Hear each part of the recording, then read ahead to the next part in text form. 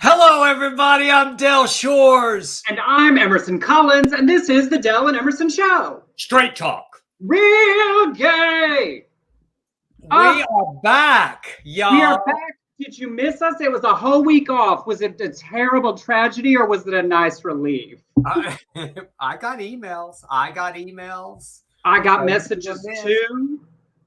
So I missed it. I missed doing it. And we're back with a huge show. Pride, pride, pride. Now we've got an update on the Reap lawsuit, then pride marches, protests, ex-gays, vandalism, coming outs, lights, and a sweet little bakery, a bigot pastor, magnetic vaccines, terrible tweets, men in skirts, a trans Jesus play, and more. Ooh, I just love that trans Jesus play. I knew you would. That. I knew you would. Now tell everybody, I was here. I don't have anything interesting to report. How was your adventure to Tejas? It was good. I just had such a good time. It was, a couple of things that, first of all, just traveling and not feeling any kind of panic at all. Yes. Had the mask on, but I was vaccinated. And the only thing is, there were no incidents on either one of my flights. Nobody got, in a fist fight or no. That is disappointing because you would have come out with a great story. But the problem is you are not very good as a bystander in that situation. You'd have been involved. Oh, I would have jumped up. I would have been one of those that pulled that flight attendant off the pilot. I would have said, if they said any strong men, I go, well, I've had shoulder replacement, but I would love to be in the video. I got to be honest. I have to admit that I know myself, and I would have my phone out recording from a safe distance, yelling things. Yes. But here's I went really quick. I have so many amazing actors that I've been working with for a year and 3 months on Zoom. And we filmed so many great scenes for their reels. And it was just, it warmed my heart, as we said in the church back then. It warmed my heart that they were able to step in front of a camera with no fear and no nerves and just give great scenes, great performances. And I felt like, wow, what we've done and how we've suffered, doing these Zoom classes, it all paid off. It really translated to what we were doing. And then part two is I stayed with Patrick and Kevin, my good friends, and they have the most precious 5-year-old twins, John and Susanna, who I love so dearly. And I just felt like, Grandpa Del. So yes, there we are on the left playing Candyland. And then we read the book, My Daddies, which we featured on this show the other day. And that picture was on my Instagram, and one of the authors actually thanked me for it. And there I am directing some amazing actors, Lily and Kevin and Trish, in that scene. And it was just a beautiful 6 days, Emerson. Oh, I love that so much. Well, when I'm headed out in the morning for my turn in Dallas to see my family, I have not seen them since Christmas of 2019. It's definitely the longest period of my entire life. So it's my turn to hop on a plane in the morning and finally feel good and safe to go see them. Yes. I have to say, if there's one thing that I think you're going to find is you do hug longer. Oh, that's already happening here. Just like you just can't stop hugging people that you love. It was. Oh, yeah. But I don't need to get on an airplane for that. I've been hugging people uncomfortably long every time I see them in Los Angeles. We had a little Baylor Theater reunion gathering last weekend, and I held my friend, Kelsey, and I said, oh, nope, just go with it. Just go with it. It's going to get weird, and then we'll get through it. I love Kelsey. Like everybody feels that way. Everybody's doing it. Kelsey, she's fantastic. Yeah, but it feels like everybody's feeling, right? It's like, I don't think we're alone. I think so. So. The rest of y'all, are y'all hugging longer? Yeah. I'd say any excuse, and just touch, just some good old appropriate consent-filled touch. But yeah, it does feel like, because we should feel like people talked about, oh, maybe we're not going to go back to shaking hands and doing, those things that we used to do where you just spread germs to everybody. But I don't know. I feel like people and are good with, we're touching more. Well, I mean, even at the airport when I went through that, that door that goes beeps and it beeps several times. I thought, well, is it my shoulder? And then I thought, I'm not going to tell him. I just want to be touched. I just want him to pat me down. Please, But hoping and praying. But when you say that, when you say, please pat me down and be thorough, it throws them off. They're just not prepared for that. Oh yeah, no, they look at you. Oh, you're one of the weird ones. Move along. But look, Jim said hugging longer, Leanne hugging longer, but I love Summers. Don't hug me, pre or post virus. Oh, okay, Summer. That's fine. We all have our boundaries. And I got to hug Jim Levesque in Dallas, and he did some amazing acting work. So, yay, Jim. Well, this weekend was also what would have been our Pride weekend, and so we had a nice little gathering just with our friends Chris and Ashley and Craig, and just did our own Pride. I dressed for it today. Well, let's see. Now, while he's running around, what you can't see is this is a crop top. Oh, you look like one of those trashy girls I grew up with. Well, that would make sense because I definitely bought it at a Forever 21 a couple of years ago in the teen ladies section. And Gracie Louise is wearing her Pride today. They all three have. It's quite the spectacle here in West. Now, are those from the Caroline Shores Etsy store? They are. They are from Caroline's Joy. Still available at Caroline's Joy. But I went over there to his hotel, the shitty bathroom situation earlier, and the three girls all in their Pride outfits. And I want to share with you all, I decided that it was like a Pride parade where Bitsy May is the Grand Marshal. Gracie Louise is definitely up front with the Dykes on bikes. And then sweet little Sissy Marie is a go-go boy, just sort of happy to be there and shaking her ass a little bit. She's already go-going. She's doing it. And she has some bad teeth like those at the corner pocket in New Orleans. Oh, look, we all have our crosses to carry up that hill to Golgotha. And with the Pride, the other thing that was great, this weekend, Kamala Harris and Doug Emhoff went out and joined the DC Capitol March for a little bit, which makes her the first ever sitting vice president to march in a Pride march or parade, which was kind of exciting. I was interested. It was interesting to me that there's so much, and that Jill and President Biden's First Lady and the President Biden's wonderful Pride message to us all. But I was a little surprised that Joe Biden had not marched, but because she's the first VP, because he was so LGBT rights when he was in the White House as VP. A big driver. I know. And I wanted to say, I love that they put out that message, but also I would like our president to start harassing the Senate about that Equality Act. That would be more useful than, a lovely message of support that we know that we have. Thank you. Thank you. Look, at a certain point, like, we elected you because you said you could work with people and make things happen. It's time to make those things happen. Mm-hmm. It's so and funny. then in New York, we talked last year about the Black Trans Liberation March that happened in Brooklyn. Thousands and thousands of people that showed up. Hold on, I'm looking for this. That was really, really amazing last year. Well, this weekend, they did Trans Liberation NYC, the second action for trans lives, specifically because of the flood we have seen of anti-trans legislation. All of the speakers at the event were trans young people under the age of 25 who were impacted. It started with speeches and marched through Brooklyn. And in our big conversation about Pride, it was very interesting that they did this with no permits, no sponsors, no police protection.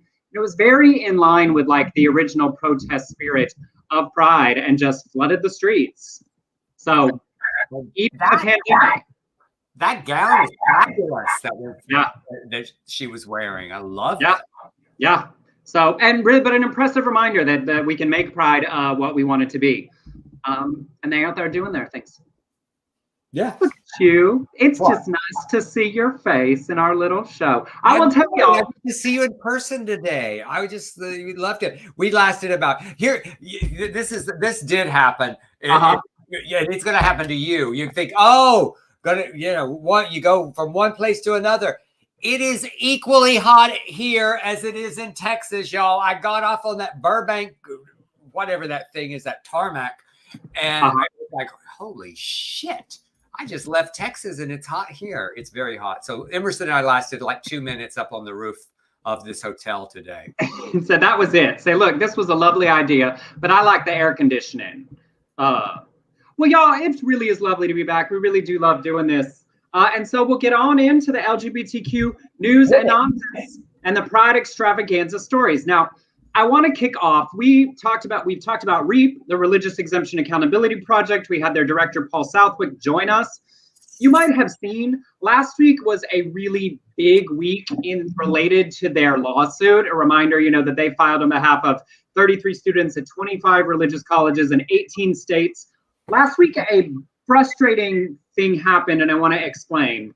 The Biden administration, Department of Justice, submitted a brief in the case forcefully saying in federal court that they will defend these Christian schools' religious freedom to discriminate. So this is the administration supporting the government policy as it currently exists. Now that sucks. On its face, it sucks. Paul put out a statement saying, what this means is that the government is now aligning itself with anti-LGBTQ hate in order to vigorously defend an exemption that everyone knows causes severe harm to LGBTQ students using taxpayer money. It will make our case harder if the federal government plans to vigorously defend it like they have indicated. Now, at the same time, REAP last week was having people submit letters to the Department of Justice about this. When I saw it, they had like 72 letters. I made a TikTok about it, posted it on Instagram, and we got up over 500 letters. So thanks to everybody who wrote one. But then one of my favorite Supreme Court commentariats from our community talked about what the Department of Justice is frustrating to REAP and the case, but why it might ultimately be beneficial. Now, follow me for a minute. In May, the Council of Christian Colleges and Universities submitted a brief to be a part of this case. They said the Department of Justice wouldn't provide a good defense and might be openly hostile to their cause. So they wanted to join the case on the government side and take it over. So the Department of Justice said, no, we don't want them to take it over. We can defend this all on our own. This is an important point because the CCCU makes a far more reaching argument, declaring that they wanted to establish that the Title IX exemption that they use now is not only lawful, but constitutionally required. That is much further than the current interpretation. And if the court sided with them with this very conservative Supreme Court could, it would turbocharge the existing exemption. So weirdly, one of the best ways to stop them may be the Department of Justice defending it really well, and then us supporting REAP and Paul and these students to win. Did that make sense? I know it was a lot, but I've been really deep in this because we really care about it. But do we follow? Like, frustrating, but maybe good because it stops the extremists from getting involved in the case. Right. Follow? Yes. And most importantly, we want to keep supporting REAP. And they are doing a big donation, trying to get to $10,000 this Pride Month. So if you've got some extra coins, donate to the reap.org. I had people write letters because, my coins are tight. Yeah. So frustrating progress, certainly frustrating for Paul and his team, but maybe ultimately not the worst thing. I hope that made sense. I tried to condense it. You did well. Emerson Collins. I'm proud of you. Well, I try. I try. Oh, yeah. Pride Month, I'm proud of you. Well, there was an ex-gay freedom march, y'all, and it was just pitiful. Did y'all ever say that? Did your grandma say, well, she's just pitiful? Oh, absolutely. She's just pitiful. Did you see her? It's one of the worst insults my grandmother could use for somebody. Looks like her hair. It looks like the cat's been chewing on it. Anyway, a week ago, the ex-gay group Charged Movement had a freedom march in Washington, D.C. to give a voice to former LGBTQ individuals because, y'all, they're just healed. They're all healed. Who want to celebrate freedom in Christ. Now, Elizabeth Wanning, who's the co-founder of the Change movement, said, we are Christians with LGBTQ in our past. Many, like us, have changed. We left LGBTQ because we wanted to. I don't know if that's the way she speaks. I'm just like channeling what I think. That seems appropriate. They're supposedly meeting with lawmakers to oppose the Equality Act, Seems like they don't need help with that right now. And they oppose any ban on conversion therapy. Bring it on, conversion therapy. Woo! Their website says LGBT people should have the right to the counseling of one's choosing. And they should be free to allow religious convictions away from LGBTQ identity. Well, here's what's so funny about this, or I don't know if it's funny. It's not funny. It's definitely funny. It's very funny. About 16 people showed up. It was pitiful, y'all. So in the video y'all about to see, it's just a few people standing awkwardly, a few dancing to some horrible Christian praise music and like a rock song or something. Anyway, roll that tape. Are we going to roll the tape? This is the entire Freedom March. It's like 8 people doing praise and worship dances. There's more photographers than attending. There's a few more. Now, let's be honest. There's a few more. There's 5 people. I mean, y'all. Voice, that screeching voice. It sounded like Jim Jordan took the mic. I mean, it certainly brought back a lot of trauma of that, like, earnest praise and worship. Yes, Lord, I see you, Lord. Lord, we gather in your spirit today. I mean, this is when my crop top's more appropriate. Lord, just surround us with your love. Yeah, we're just bouncing in the spirit. Y'all, I don't know. Everybody, if you hate yourself so much that you're gonna try this shit, you do it. I feel badly because if you read so many stories about this, and if you go back to Exodus International and all of these organizations that are defunct now because it does not work. And I was doing an interview with Out Cincinnati today, and they said, "Is there any advice that you could give youngsters that grew up like you in the church?" And I said, "You know what? That line that I wrote in A Very Sordid Wedding, you question the creation, that's you. You question the creator. If you believe in that creator, this is beautiful. This is who you were created to be. And, shine brightly. This is who we are." And it makes me sad. I mean, I'm being silly about it, but it does make me sad that I know that these people are never in my head, they're not going to be happy because they are denying their authentic selves. And I was never happy until I was honest with who I was. And I think you can make a big difference by just being in this pride. Just be proud of this creation that you are. Well, and also, I feel bad for them. As an adult, you can choose to go through where you want, but where you lose my sympathy is when you were in Washington campaigning against the Equality Act. Like, you can lead your delusional life however you want to over there, but they are then also going further to say that the rest of us don't deserve equal treatment. So that's no longer your personal tragedy.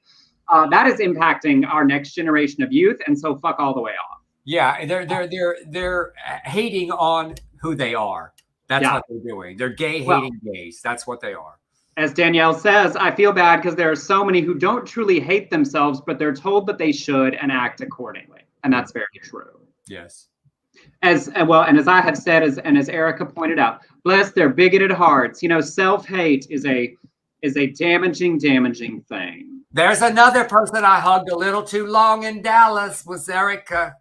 I could not believe we got a little emotional. I know, and Erica did her hair for Pride. She did, and it's very red, and then it's just, she made the whole rainbow. And okay, this next story, it's not about Pride, and we missed it by a little bit, but we just sure couldn't miss the opportunity to talk about this batshit bonkers woman. Hold on, I want to find her so I can put her up on the screen. Where'd she go? I have a prop for this. I'm so glad. You should. All right, y'all. You surely saw Sherry Tenpenny. Well, she's an anti-LGBT doctor and conspiracy theorist who testified before the Ohio State Legislature to ban making masks mandatory for customer, students, or employees. And her reasoning was, shall we say, a lot. She said, "I'm sure you've seen the pictures all over the internet of people who have had these shots and now they're magnetized." Yes, magnetized. They can put a key on their forehead, it sticks. They can put spoons and forks all over them and they can stick because now we think that there's a metal piece to that. She wasn't done. She went on to say there's a connection to cell phone towers, saying There's been people who have long suspected that there's been some sort of an interface, yet to be defined interface, between what's being injected in these shots and all of the 5G towers. Y'all, so many stupid people got on board with this maybe being a thing that the actual CDC had to put out a statement saying that no, the vaccine will not make you magnetic. I just well, I was gonna, this is what, if you put a magnet and a magnet, what does it do? Well, they either push away from each other or pull towards each other, depending on the polarization. Well, this is a magnet, and that I bought for Jim Levesque at the airport in Dallas. It's doing nothing. I just wanted to demonstrate there's nothing going on. I'm vaccinated. I got a spoon out of the drawer right there, and I just got to say, that did not work. My straw. Oh, I'm at the injection site. Now, y'all, I have a magnetic personality. I've been told once or twice. Sometimes it's attractive, sometimes it's repelling, but nonetheless, it's magnetic. I just got latte from Trader Joe's all over my face by demonstrating that. And as Todd pointed out, they aren't magnetized, they're just sticky, gross people. Like, y'all, this stuff is sticking to people because you sweat a little bit and stuff sticks to your skin. I saw someone on the internet point out, didn't you ever fall asleep like drunk somewhere or whatever on the sofa and wake up with 73 cents stuck to your face because you got a little sweaty? But I'm just so confused. She's a doctor and she's saying all this crap. Can you imagine if you went to her for regular checkup? I mean, really? She's like, no metal. There's metal detectors before you walk in the office. You could kill somebody with a penny. All right. Well, wait, hold on. I'm not done. Cell phone towers. The second piece of that. The cell phone towers. We've all got shots and we're connected to the 5G. Maybe we won't need cell phones anymore. It's the sign of the beast. We're all going to be connected to the network. Amazon's trying to make it so that all the echoes everywhere are connected, right? We're all just going to be caught up in the net. It's like there's certain people with these professions. It's like that real kind of manly one that was Trump's lawyer. What was her name? I was like, oh, Sidney Powell. That one? She's kind of manly. Yeah, Sidney Powell. But I was like, how are you a lawyer? How are you? How did you don't seem educated to me. I know. Well, it always goes to my thing. To be a lawyer, you have to pass the bar. There is a real test at the end. But to me, it's like the way I feel about driving. It's not okay that just everyone eventually gets to drive. You can take that test enough times and just good luck. I feel like driving tests, you should get 3 chances. And if you fail 3 times, they're like, I'm so sorry, but driving is not for you. You're out. You're out. That's it. Good luck with your life. But driving is not one of your gifts. So, anyway. Okay. Anyway. Are we good now to travel? Yes. Okay. Well, y'all, I plugged it today on Twitter, and here we go. Life Tabernacle Church Pastor Tony Spell in Louisiana. I think I'm going to go visit him when I'm down there. He made himself a little famous for refusing to respect COVID-19 restrictions and holding a big old Easter service because spiritual food is an essential service. Then one of his congregants died from COVID, and he called it a lie.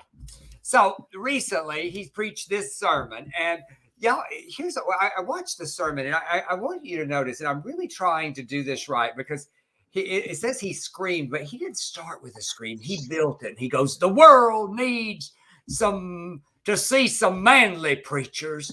There's enough fag, queer, skinny jeans, homo, effeminate, sissy preachers out there with makeup and mascara on their eyes for the camera. Isn't it about time that you so wet on your forehead? Isn't it about time you get some dirt under your nails and get some grease on your hands? Isn't it about time you get blood on your sword?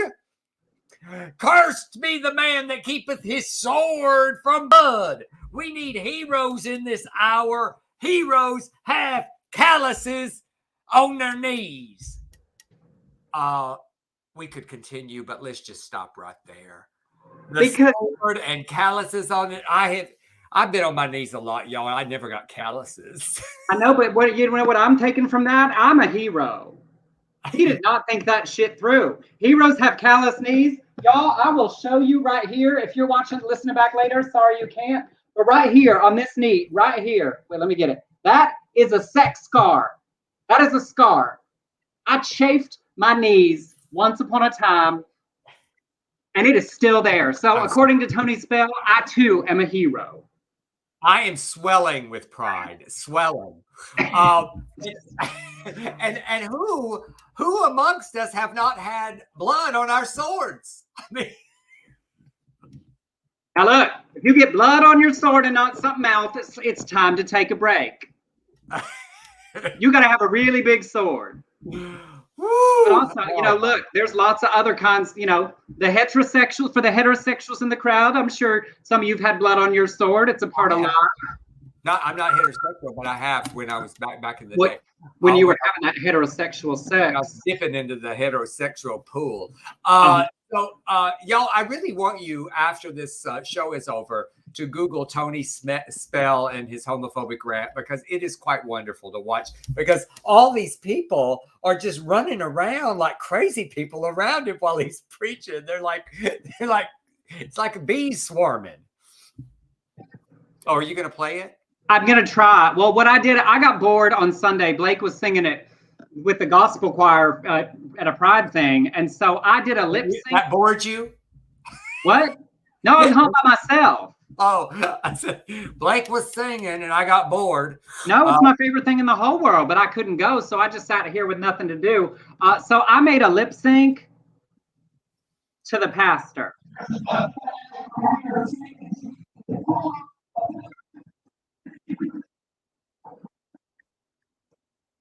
Oh, I can't hear it.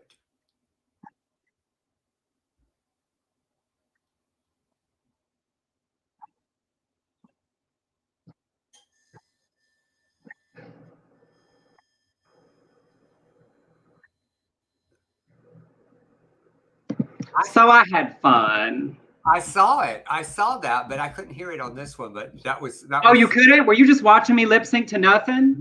Yeah. Oh, good. Well, that was great. But go to his Instagram and you can see it. Oh, good. So that was just 30 seconds of dead air. I'm so glad. I was trying to say I can't hear it. I said I can't, because over here I was just listening just fine. Well, it's a surprise. You can go to my TikTok or my Instagram and watch it there. I decided I'm going to try the TikTok with the children because, I got time. Well, you did it at first, and then someone called you old, and you got all upset. Well, no, they took down my TikTok.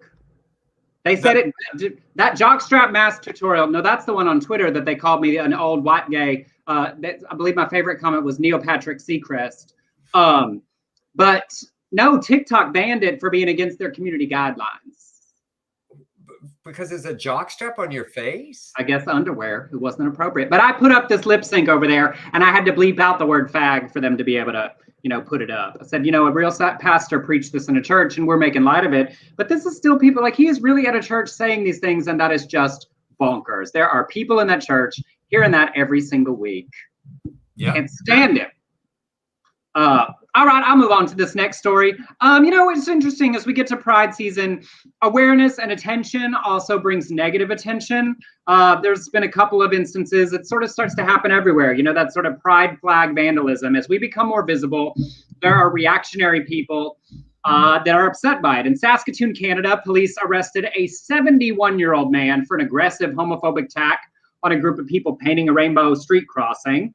In Boulder County, an elderly man ripped pride flags out of the ground after dozens were planted at a busy intersection.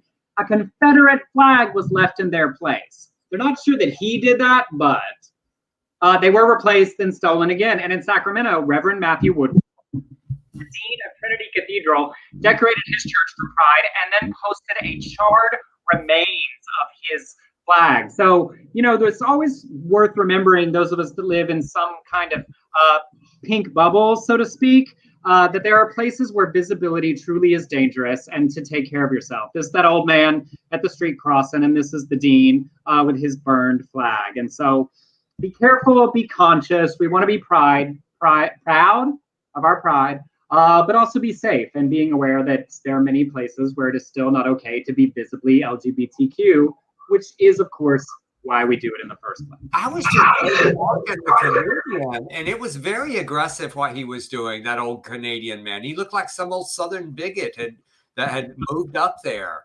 On Reddit, they said he looked like Yosemite Sam. And like, sir, you're in your 70s. Don't you have a porch to sit on? That's my plan. Just stop. Just stop. Your life is like, winding down. Just calm. And so calm down as your life winds down. Just calm the fuck down. Yes. All right. Is it me? It sure is. Oh, I thought it said, I thought it was a commercial time. Oh, I was trying. You are so right. These stories went together and that got changed. Look at you. We've reached the halfway house of our show. And if you enjoy what we do here, we do spend a good bit of time trying to create a balanced show of news and nonsense. And if you've got more money than you know what to do with and want to send us a tip, we would appreciate it. You can do that on Venmo to @EmersonCollins or on PayPal to BeardCollinsShortsProductions@gmail.com. Thank you to Bob and Leanne and Rob, who have already contributed today during this missed time. We are very appreciative. Bob in the chat room. Thank you, Bob, and all of you. Bob said it was 118 in Palm Springs, and I was about to be down there. I had booked my place I was going to stay down there instead of here, but I'm glad I stayed here. Staying here. Yeah, we do about this tipping thing. You are not obligated. Absolutely not. You know that we get great pleasure out of this, and we missed it terribly while we were gone. But if you can, thank you, and we will put it to good use. So we appreciate it.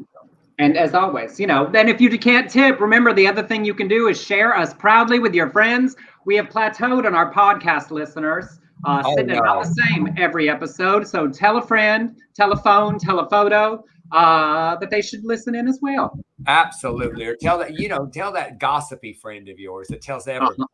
All right. Well, we have got some. I love this story, and because I love these girls, these teenagers. In Alco, Tennessee, they painted a pride mural on a bridge where graffiti is allowed. Now, this woman pulled over. She's just boiling mad, and she told them to stop. And then she came back and came back with some white spray paint and just started aggressively spraying this white paint. As she was saying, I'm painting over it. I have just as much right as you. Actually, I have more damn right. Because you know why? I work, I pay taxes, I was born here. Well, one of the teenagers clapped back and said, well, we were born here too. Pretty sure my English is better than yours. And then she rants on, I'm sick of all y'all's shit. Y'all just it's constantly something, always trying to stand out. Make a big freaking scene. If y'all just shut up, all you want to do is express. Why y'all like each other? You confused? And then one said, yeah, this is my girlfriend. Oh, that did not go over well with her. They said after the video, she told them she was going to paint an American flag, which I continue to watch this. And they said, well, you didn't bring the right colors to do that. And she said they were being disrespectful. They clapped back and said, no, we were painting here where it is allowed, and you are being disrespectful. These girls, calm, not having it. And the happy ending is this. The teens returned with friends. They painted the rainbow, the transgender, the bisexual, and pansexual pride flags. Then the internet found the bigot woman, and her name is, are y'all ready? Her name is Tabitha Dardo. Tabitha Dardo Travis of Maryville, Tennessee. I wonder if she's listed. Anyway, she works at a hospital wellness center. So y'all, good luck, patients who have Tabitha. I hope she doesn't get mad at you. Please, if you have a pride tattoo, do not go into Tabitha's wellness center. I mean, it's funny, but also that's real serious. Like, this is somebody who works in healthcare. Imagine if somebody visibly, obviously queer, or who needed trans assistance in healthcare came in. This woman, like, it's exhausting to be this level of bigot. I have never in my life cared about something enough to go home and go back. First of all, she couldn't even get the right colors. She got red, white, and gray to paint the flag. But, like, went all the way back to do that. Bigotry is exhausting. At first, she's just going crazy with the white. She's just painting over the pretty colors with the white. We want our rainbow back. It's literally that. Yes. I don't understand. Like, Tabitha, go home. Worry about your life. Worry about that job that you might lose from being a big old bigot. I wonder if she will. Well, if it pops back up in the news, but I'll just be honest, I don't really care about Tabitha's personal life. Brent said Tabitha's a witch with a B. I know there's a witch named Tabitha in something. I keep thinking. Yeah, Tabitha. That's Samantha's daughter. Is Tabitha? That's what I thought. Yes. Yeah. Clint Black's wife played Tabitha. What's her name? Lisa something. Well, look good for Lisa. Was it Lisa? Was that? I do not know or care. I think they're still married. Clint Black married Tabitha. Well, that is something you sure could look up later on your own time. I know somebody looked that up. Erica. All right, moving on to Pride Lights, but it's such a reminder, y'all. This I love seeing young people just clap back and laugh in her face, but that's a situation that could become dangerous. And these two teens just out there. Well, we've had some lights problems around the country. Jacksonville, Florida put rainbow-colored lights on the Acosta Bridge to celebrate Pride. Well, then the Florida Department of Transportation ordered them to stop. They said the lighting policy says they can refuse requests they deem offensive. And they said the rainbow lights were out of compliance with the existing permit.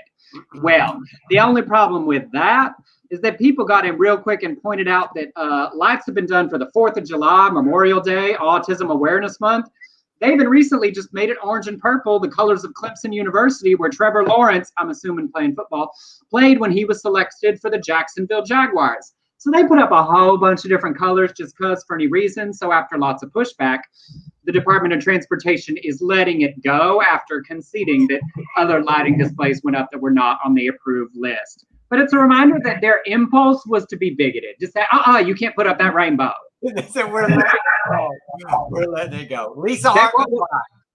Well, because people tried to say that, Ron DeSantis, down there being as big a bigot as he can for his future presidential campaign. The city of Sarasota did it too, and their mayor was like, "What the?" And in mayoral language, so they kept their lights on. Good. In other Pride Light news, I love this story because I like it when you can bend the rules, break the rules by bending them. A man posted on Reddit that his HOA instituted a no flags except the US of A flag policy. This was after Black Lives Matter. The thin blue line and other flags had been put up. So after someone reported his pride flag that they had put up for the last 5 years, well, they found a way to work around that. He checked with the HOA and they noticed that removable lights are permitted without restriction. So he bought 6 colored lights and turned his house into a pride flag with light. And it's so much better. Y'all, that is so much better than just some measly flag out there. Good for you, sir. I loved it. And also, he was really nice about it. He said he didn't feel like it was discriminatory. They just made a look. We're not going to have flag fights in this neighborhood. So just none but the U.S. And he said, okay, fine. I can work around. And it's beautiful. Isn't that gorgeous? It's so tastefully done. Let's be honest. We have seen a few rainbow type things that didn't quite work. But that was just lovely and tasteful. If my house hadn't been flooded by neighbors' shit water, I think I'd do that to my house during Pride. Wait, please do. That shit slide. Look, we put up with a lot of shit with what we all go through. I went over there, they're working on it, and I said I was okay when I thought it was my own shit, but when I found it was the neighbor's shit water, I didn't like that. Now look, I can wade through my own shit. I've been doing it metaphorically for a long ass time, but I am not wading through the literal shit of my neighbors. I barely even know their names. Oh, I'm getting PTSD. Stop it. Let's stop this. You started it. You brought it up. Me. I love that. It's triggering me. It's trickling on down.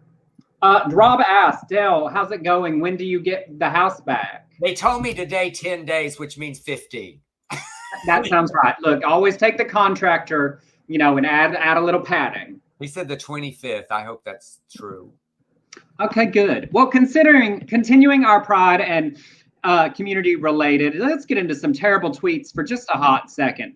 Lauren Boebert, the bobblehead representative, took a break from supporting invasions of the Capitol to push some HIV stigma and anti-vax ideas. Last week, she tweeted, "The same liberals that legalized knowingly spreading HIV are now pushing Americans to take COVID tests or show proof of vaccinations to enter restaurants. No, we're not playing your games." Now look, Lauren, I'm not a fan, obviously, and you're not the brightest bulb in the congressional chandelier, but no one is saying put people in jail because they knowingly go into a business because they got the COVID.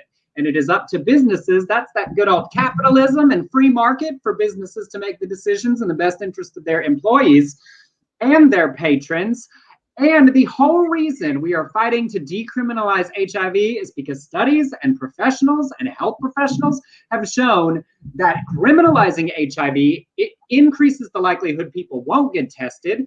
They aren't as informed. And as we all know, undetectable means untransmittable. And it is in the best interest of all of us in defeating HIV for people to get tested, understand their healthcare, make professional decisions about this chronic condition. That's the reason we're getting rid of HIV criminalization. You dumb ball of hay. I just think, every time I do this, he's from Colorado, I go, how did this happen? Oh, I know. Colorado Springs is one of the weirdest cities in the country, right? Because it is the home of Focus on the Family and also the highest per capita concentration of Wiccans in the country, or it was at one point. So Colorado is kind of like Los Angeles and Dallas, places where like there's a super conservative area and a super liberal area, like right beside each other and on top of each other. And Lauren is just got her legs over. Never mind. I know. Yes. And then in additional, Kid Rock, remember him? I had almost forgotten. Kid Rock got caught on video at a gig at the Fish Lips Bar and Grill. You're welcome. Yelling at patrons recording him. "You fucking faggots, fuck your iPhone. Yeah, post this. You can post this dick right here, you fucking faggots with your phones." Well, to clean it up, when people got upset of his use of a slur against our community, he tweeted, "If Kid Rock using the word faggot offends you, good chance you are one." Pausing to say, well, yes, typically the people that are targeted by a slur are the ones that would be bothered by your use of it. Then he said, "Either way, I know he has a lot of love for his gay friends and I will have a talk with him. Have a nice day, Bob Ritchie." That's his real name. If you're confused, Bob Ritchie is the real name of the artist, and I use that term loosely, known as Kid Rock. Have y'all ever seen, there's those photos online, go look it up. Kid Rock was born, his family's got a big old mansion. Like, he has been performing artist as a white trash rockabilly star or whatever for years. But he wrote a tweet from his real person about his persona in third person. If you're not the Queen of England, I don't think you should speak about yourself in third person. It's just weird. Lilliput, whatever her name is, Lilliput. Lilibet. Lilibet, not Lilliput. That's a Gulliver's Travels. So the Lilliputians. Well, I tweeted him and I said, Kid Rock is being homophobic. I am protesting by throwing away all his 8 tracks. Because here's what's so confusing to me about him being so upset. Yeah. He's so irrelevant. I mean, he's playing the Fish Lips Bar and Grill. And y'all saw lips is spelled with a Z. Lips is spelled as a Z, and we don't like that. We like things, well, except for come and go. We do like come and go spell like that. But anyway, it's like, wouldn't you, if you're that, I mean, when people are like recording me at my shows, I'm like, bring it on, put it on social media. It helps. I know. Like, I would think posting your, horrible rendition of Picture without Sheryl Crow. I mean, that's the only I can think of that he did that I liked. Y'all, I'm trying to figure out how to TikTok. I'm regularly posting offensive pictures on my Instagram. I'm doing anything to get attention to the work that we do. Be like, yes, please record it, share it with everyone you know. Right, exactly. I mean, I don't want people like recording my entire show. That happened to me one time. Someone recorded my entire stand-up show and posted it on YouTube. I thought, well, that's not so cool. But you do a little clip of me. If you come to one of my shows when I get back on stage, y'all take out the iPhone. I am not going to be like Kid Rock. Take out the iPhone. I will not call you anything except wonderful. I will just thank you. Thank you. Don't have to sneak it. Just put it right up there. Just Uh-huh. right up there. All right. Oh, is it me? Oh, it's It me. sure I got is. so sidetracked with Kid Rock. Oh, well, this is about in our home state, and I know people from Lufkin, Texas. There's a confections, a bakery there, posted on Facebook that they had a customer send a hateful message and cancel a large order after they posted a photo of a Pride-themed cookies. They made some Pride-themed cookies, and they put it on their Facebook page, and they posted, my heart is heavy. Honestly, I never thought a post that literally said more love, less hate would result in this kind of backlash to a very small business that is struggling to stay afloat and spread a little cheer through baked goods. So if you love our cookies, we will have an overabundance of them tomorrow. And y'all, the next morning, 2 hours before they opened, in Lufkin, East Texas, the line was around the block. People bought everything in the shop, everything. And the next day happened again. They posted all this attention of our small business is very humbling, makes me nervous. Those who know me, and in parentheses, Dawn, who is posting this, know how shy I am. In the 11 years we've been open, we've never seen anything quite like this. We, my sister and co-owner, Miranda, and our fabulous baker, Felicia, are so humbled and so grateful and so moved by this outpouring of love. The last several people in our shop put money on their credit card for us to donate because there was nothing left to purchase. And then Miranda jumped in and she said, yo, Miranda, edit here, giving it all to local animal rescues. If you have an issue, I got a mouth. Much love, less hate, always. What a great story. I love this story. I loved it because when Miranda, I was like, Miranda's just you. Hey, y'all, it's Miranda. If you got a problem, I got a mouth. Yeah, I'm not shy. I'm not like my sister. Not like my sister, Dawn. I am going to say what I have to say. I know. And I also, whoever these bigots were, mind your business. They were making you take the Pride cookies. Like, you ordered something totally separate and canceled that order because you saw that they made some rainbow hearts.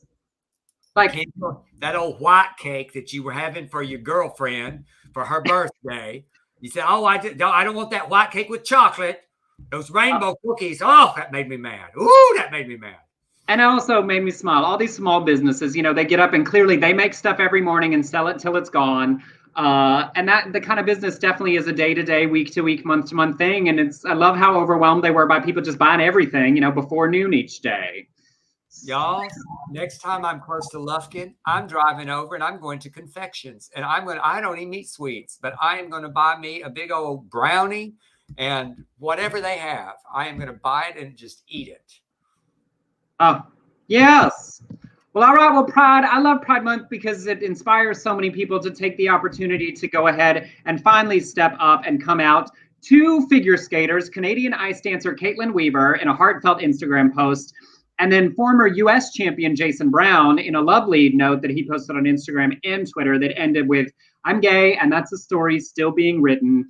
And actress Alexandra Shipp, known for her roles in Love, Simon and A Storm in the X film series, all newly out on Instagram on Pride Month this year. I just love it. It's exciting to see and welcome. And those of you who are American Idol fans, I'm not that much anymore. I switched over to The Voice, but boy, I was in the day. And when David Archuleta was on, I was watching it on a weekly basis. There's cute David. And he wrote a long Instagram post saying he came out as gay in 2014 to his family. He said since he's become unsure since he had similar feelings for both genders, and also that he may be asexual since he doesn't really have the urge to have sex. He said, I don't feel comfortable sharing it, but felt I needed to bring more awareness to people in my same situation and let you know you are not alone. You can be part of the LGBTQIA plus community and still believe in God and his gospel plan. I don't know what to make of it, and I don't have all the answers. I just invite you to please consider making room to be more understanding and compassionate to those who are LGBT QIA plus, trying to find that balance with their faith, which is also a huge part of their identity, like myself. He also said, even if you're left with so many more questions with faith and sexuality like me, I believe being open to both questions and to faith is how we receive answers. God blesses those who ask. So let's just keep asking and seeking and having compassion and patience. Thank you for listening. So, I love that. He said, I don't have all the answers. I don't know. I'm confused about some of the things that are within me, but this is these are my struggles, and I'm being honest right now. And I loved it. It was hard for me to read that. It sounded like there's still a lot of like pain maybe under some of that. When he talked about struggling for 14 years, 20 years, he's Mormon and strongly a person of faith. And of course, the conflict for Mormons is significant and ongoing. It felt like, I hope he received because the love was massive, of course, and poured in from everywhere. And I hope he really received that, because for me, that one felt more like someone in the middle of the journey, that he talked about. Maybe it's more bisexual or pansexual without using those words, or asexual because he doesn't have a strong sexual impulse. I don't know. I read a little bit of like someone sort of tired of carrying it by himself, who was like, I just want to say it. So I hope he felt some relief and some support from that, because I don't know. I read some pain still. Oh, I think I hope he can release. I don't know. You and I grew up in the church, Emerson. I don't think you ever get over some of that pain. I mean, we can celebrate, we can be proud, but still, you scratch a little deeper, and you can channel some of that pain still. And I think he still, as someone told me that saw Southern Baptist Sissies, he said, your play may be great for those who have gone through the fire, but if you're going through the fire, it's really, really difficult. And I think he's still going through the fire. I think you're right. Yeah. So I hope he's receiving the amount of love. It was almost like he was trying to quell the like religious response at the same time as he shared the news. And we all know and are so familiar with how hard that part of the journey can be. I mean, the Mormons are just like the Baptists. But it did remind me that he gave one of the most beautiful performances that I can remember ever on American Idol, when he sang Smoky Mountain Memories by Dolly Parton. And so it made my friend Patrick and I, when I was in Texas when he came out, we went and Googled it and we listened to David sing that. Song. And the messages were very sweet. David Cook and lots of Idol alums and people, were at the top of the messages. So I hope that he receives more of that than any of the rest. Because as we all know, coming out's the beginning of a different journey, not the end of one. And it's not immediately easy for many people. So, and as our good friend Erica said right here, there's not enough education about asexual. It's a very just different, specific sexuality that doesn't get as much attention, because it's specifically about the lack of interest or interest in sexually engaging. And of course, there's a scale of that. So I hope he finds his peace in his place. Wishing him well. Absolutely. And up next, just a story. I believe we did the original version of this story last fall, but y'all, with 120 episodes we've done this year, I don't remember. So the cliff notes: last fall, 15-year-old Michael Gomez had a video go viral about wearing a skirt to school in Spain. He got in trouble at school and with his parents. They sent him to the counselor, who asked if he was trans. And when he said no, they said he couldn't wear the skirt, so reinforcing terrible gender standards. And a week later, there was a big nationwide protest. Other boys wearing skirts to school, and other protests for gender equality have happened. There's a school that does one on the 4th of every month under the hashtag in Spanish, clothes don't have gender. Well, last month it picked up steam again when a bunch of teachers joined in. You can see them here. Manuel Ortega is an elementary school teacher. He wore a skirt for the whole month of May after seeing a kid bullied about what he was wearing. His colleague Borja Velasquez joined, wanting to show kids they don't have to follow gender roles and that words hurt. Math teacher Jose Piñas tweeted, 20 years ago, I faced discrimination and insults because of my sexual orientation in school, and now I'm a teacher. Back then, many teachers looked the other way. So these teachers stood up and said, clothes don't have a gender, wear what you want. Looking at their sort of stereotypically masculine presentation of the men themselves, a nice reinforcement of like, wear what makes you happy and don't have a commentary on other people's clothes. It's none of your business. I found a picture of those guys so hot. I can't stand it. Yeah. I mean, yes. Well, and of course, obviously, you've seen and talked about it. When stereotypically masculine men wear feminine clothes or fingernail polish or skirts or dresses, they don't get mocked in the same way that gay men or men of color or black men don't get celebrated in the same way. But the point is, we want everyone to be able to present themselves however they want, and it have nothing to do with the gender they identify with. I just loved it. And teachers, that's such a huge impact. I can't even fathom what that would have meant to me in school. Y'all, in my rainbow crop top, I had a rainbow belt growing up that clasped with a magnet. And I remember being at daycare and I would pull my t-shirt down long and put the belt around it. So like I was the dress and I would play the woman playing house on the playground, making my own dress. I had those vendors, but this was before it was gay or anything. It was just more like Bay City Rollers. Yeah. Well, and that age, I think, that many of us go through, playing with what gender means or the roles, or we play, parents and clothing and sexuality, all of the pieces of that. If we made all exploration more okay, more people would reach their identity and orientation comfortable, how they are and how they identify earlier and more easily. If it was all just equal, whatever you wanted to do. Absolutely. Well, in our final story, I know y'all been waiting for this because I have. Playwright Joe Clifford wrote a one-woman show in 2009 called The Gospel According to Jesus, Queen of Heaven, that reimagines Jesus as a present-day trans woman. She's performing pieces of it at a virtual Pride event with a major teachers union in Scotland and the Christian Institute in the UK. Oh, they're pissed. They're so pissed. The group's education officer said this play. Emerson, can you do a good Scottish accent? No, I just end up sounding like Shrek. This play, I can't do it, puts words into his mouth that he never said, misrepresented him. That's deeply distressing and offensive for many Christians who value him and his teaching above all. Is that kind of in the? Sure, we will go with that. It was like, they were also transphobic in referring to Clifford in response to protests over the years. Clifford said, "As a practicing Christian myself, I have no interest in attacking the church or mocking the church or making fun of the church or in any way being blasphemous or offensive. I simply want to assert very strongly as I can, that Jesus of the Gospels would not in any way wish to attack or denigrate people like myself." I just thought that was so interesting, and that I'm not sure how they identify. But she's just a woman. Just a woman. Okay. So Joe Clifford says, I'm a Christian, that I wrote this play. What if Jesus were trans? Were subjunctive tense. My Lorraine Shore's mama would, that's subjunctive tense, were, because he is not.